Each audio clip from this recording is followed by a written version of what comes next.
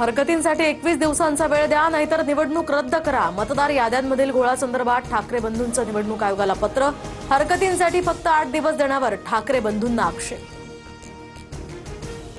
ज्यांच्या मागे तुम्ही घरंगळत जाताय तेच लोक उद्या तुमच्या नरडीला नख लावतील. स्वायत्ततेची शक्ती काय असते हे सत्ताधाऱ्यांना दाखवा. राज ठाकरे आणि उद्धव ठाकरेंचं निवडणूक आयोगाला पत्र. मतदार यादी सुधारणा न झाल्यास कठोर पावलं उचलणार. विरोधकांनंतर आता भाजप प्रदेशाध्यक्षांकडून नाराजी व्यक्त. अंबरनाथमधील मतदार याद्यांमध्ये मोठ्या प्रमाणात घोळ झाल्याचाही आरोप. माझ्या एका सहकार्याची आज उणीव भासते. परळीतल्या प्रचार सभेमध्ये धनंजय मुंडेंनी काढली वाल्मिक कराडची आठवण. हत्येतील मुख्य आरोपीचा मुंडेंना कळवळा का या चर्चेला यामुळे उधाण.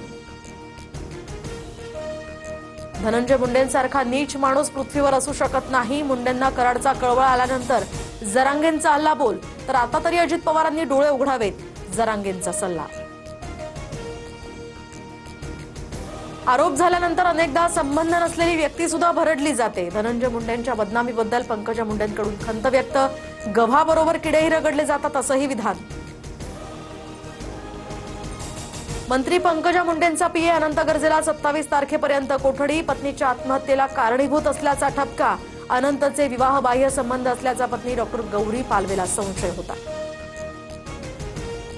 पोलिसांनी योग्य तपास करून कारवाई करावी. गौरी गर्जेंच्या मृत्यू प्रकरणामध्ये पंकजा मुंडेंचे आदेश, तर सेटलमेंट करण्यासाठी पोलीस स्टेशनला कोण गेलं होतं? दमानियांचा पंकजा मुंडेंना सवाल. डॉक्टर गौरी गर्जेंच्या पार्थिवावर अहिल्यानगरच्या पाथर्डीत अंत्यसंस्कार. कौटुंबिक वाद आणि छळामुळे गौरीनं आत्महत्या केल्याचा आरोप.